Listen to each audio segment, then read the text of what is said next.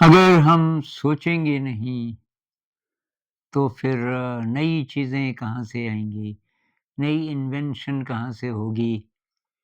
ऐसा एक सवाल किसी ने पूछा है और ये सवाल कई प्रकार से पूछा जा चुका है पिछले कुछ समय से। तो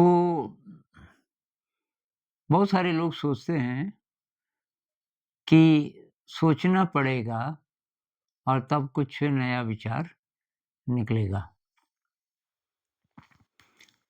लेकिन दरअसल ऐसा है नहीं। नया अगर आपको चाहिए तो पुराने को सोच कर के नया कहाँ से आएगा? तो आप बोलोगे कि नहीं हम नया-नया सोचेंगे, आप सोच के देखो, आप जितना भी सोच सकते हो जानबूझ करके वॉलंटरीली उसका कंटेंट आपकी मेमोरी में से आता है। जो-जो आपको अनुभव हो चुके हैं, जो-जो आपकी मेमोरी में है, उसी को तो आप सोचोगे, उससे अलग हम सोच नहीं सकते। उसी मेमोरी को हम नए-नए ढंग से लिंक कर सकते हैं। जैसे मिक्स वेजिटेबल आपको पता है कि भई अलग-अलग प्रकार की सब्जियों को मिला कर के उसको मिक्स वेजिटेबल कहते हैं। तो आज भी आप वही बनाना चाहते हो। अब आप किचन में गए, आपने देखा आलू है, लौकी है, भिंडी है, टमाटर है, प्याज है और बैंगन है। तब आप बोलते हो भई कल क्या बनाया था? कि आलू बैंगन, तो आज कुछ नया। पर वो जो नया है, वो इन्हीं में से आएगा जो-जो आपके पास है। तो आप आलू के साथ आज बैंगन की बजाय भिंडी डाल दोगे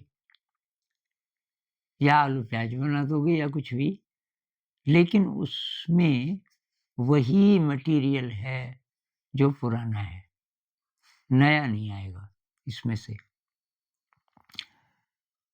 तो ये जो नया आइडिया है, जितनी भी इन्वेंशन्स हुई अगर उसकी हिस्ट्री देखें आप, जिस आदमी ने इन्वेंट किया कि भाई आपके दिमाग में ये आया कैसे?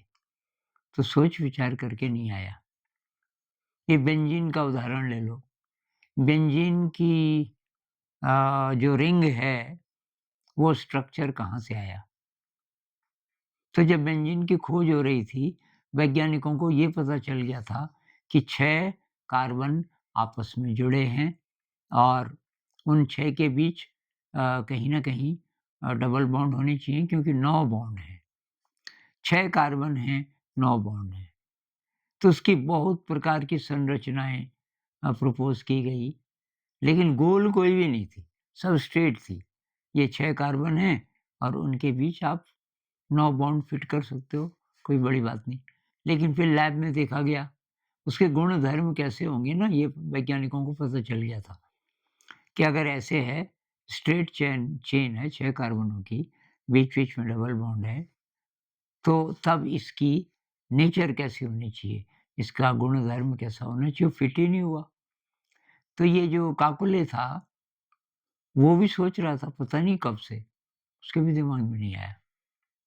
तो उसको फिर कुछ लोग कहते हैं कि वो बस में जा रहा था और उसको हल्की-सी नींद जैसी आ गई, तो बस में था, कहीं भी था वो इम्पोर्टेंट नहीं है, लेकिन नींद जैसी आ गई और उसके सपने में आया, मतलब बहुत कम देर के लिए वो इमेज आई, उस समय उसको नींद आई हुई थी, कि एक साँप है, गोल और अपनी ही पूँछ को खा रहा है।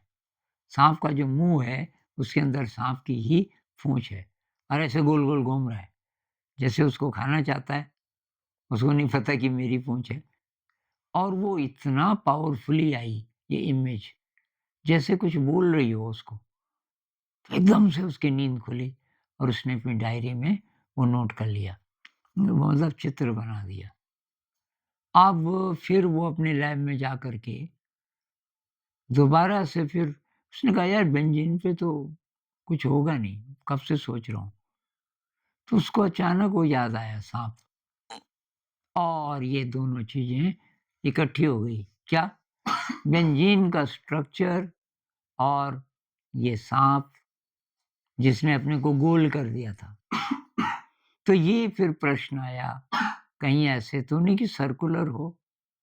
तो उसने कहा 6 कार्बन है, अगर हेक्सागन बनाया जाए, षटभुज, और उसके बीच-बीच में बॉन्ड लगाए जाएँ, सिंगल बॉन्ड से पहले कनेक्ट कर दो फिर डबल बॉन्ड। तो ये था बेंजीन का एक्चुअल स्ट्रक्चर। ये जैसे ही आया फिर एक्सपेरिमेंट्स हुए कि हाँ जी, ये यही है। तो एक मैंने क्रिएटिविटी पे बनाया था एक वीडियो, उसमें मैंने ये कहानी दी थी, सिलाई के मशीन की भी दी थी। तो जो सिलाई की मशीन है, वो भी सपने में आई। तो सपने का मतलब क्या कि आपका जो कॉन्शियस ब्रेन है, वो चुप है। कॉन्शियस ब्रेन में हमारी पुरानी ही मेमोरी होती है और उसको ट्रांसेंड किए बिना नया आइडिया कभी नहीं आएगा। तो जिस भी भाई साहब ने पूछा है कि हम सोचेंगे नहीं तो तब कैसे होगा? तो दरअसल सोचते तो हम हैं, कुछ करना चाहते हैं तो उस विषय में सोचते हैं, सोचते हैं, सोचते हैं, लेकिन नया आइडिया आएगा तब जब सोच विचार बंद हो जाएगा। उसी के लिए मेडिटेशन है। मेडिटेशन में क्या होता है कि ना आपका जो कॉन्शियस ब्रेन है, वो चुप हो जाता है। जैसे-जैसे हमें सफलता मिलती है ध्यान में, कॉन्शियस ब्रेन चुप हो जाता है। अब आप जिस स्टेट में हो, मेडिटेटिव स्टेट में हो, वो है क्रिएटिव स्टेट और वहाँ से नया आइडिया आ सकता है। तो नया आइडिया किसी भी फ़ील्ड में, साइंस हो, आर्ट हो, जो भी काम आप कर रहे हो उसमें, नया तब आएगा जब आप पुराने को थोड़ा ड्रॉप कर दोगे कुछ समय के लिए। पुराना मतलब पुरानी मेमोरी। पुरानी मेमोरी का यूज़ ही नहीं करना। जितनी चीज़ें आपको पता हैं, वो। मैं देखता हूँ जैसे नया सॉन्ग बनाना है मुझे, तो पुराना घूमता है दिमाग में, लेकिन आप तो नया बनाना चाहते हो। तो मैं तो वही करता था, थोड़ा ध्यान में बैठ जाता था। ध्यान में इसलिए नहीं कि सॉन्ग बनाना है, बल्कि इसलिए कि थोड़ी देर ध्यान करते हैं ज़रा। तो फिर क्या होता था कि कोई ट्यून निकली, मन में कोई ट्यून आई। अब मैं देखता था ये ट्यून नई है क्या? ये किसी गाने की याद तो नहीं आ रही मुझे। और फिर धीरे-धीरे एक लाइन आई, दूसरी आई। तो वो जो स्टेट है, वो मेडिटेटिव स्टेट होती है। आप मतलब उसके शोर लाइन में हैं, अनकॉन्शियस के और कॉन्शियस के। एक किताब किसी ने लिखी है, द एक्ट ऑफ क्रिएशन, शायद आर्थर केस्लर, बहुत पहले पढ़ी थी, द एक्ट ऑफ क्रिएशन। तो वो कहते हैं कि आप शोर लाइन पे हो। एक तरफ समुद्र है, एक तरफ ज़मीन है। ज़मीन मतलब कॉन्शियस माइंड, समुद्र का मतलब अनकॉन्शियस माइंड कह लो। तो उसके बॉर्डर पे हैं आप। थोड़ा इधर, दोनों दोनों तरफ की चीज़ों से जुड़े हुए, तब जाकर के कोई नया आइडिया आएगा। तो हमारे लिए इसमें सीखने की बात ये है कि भई सजगता, माइंडफुल रहने की ज़रूरत है और ये जो फालतू विचार चलते हैं, इनको ड्रॉप करते जाना है बार। ये जो फालतू चल रहे हैं ना, इसमें कहाँ है क्रिएटिविटी? फालतू के कुछ ना कुछ चलता ही रहता है और जब आप ध्यान करने लगते हो, आपको आश्चर्य होता है, इतना फालतू सोचता हूँ मैं और फिर ज़रा-ज़रा करके वो ड्रॉप होना शुरू होता है। पूरा ड्रॉप नहीं होगा, थोड़ी देर के लिए मन चुप रहेगा, फिर आएगा और थोड़ी देर तो रहा चुप, उसकी वैल्यू है। और फिर जितना हम ध्यान में गहरे जाना सीखेंगे, उतना ज़िंदगी क्रिएटिव होती जाएगी और नए-नए आइडियाज़ आएँगे। आज इस पे इतनी ही बात करते हैं। नमस्कार।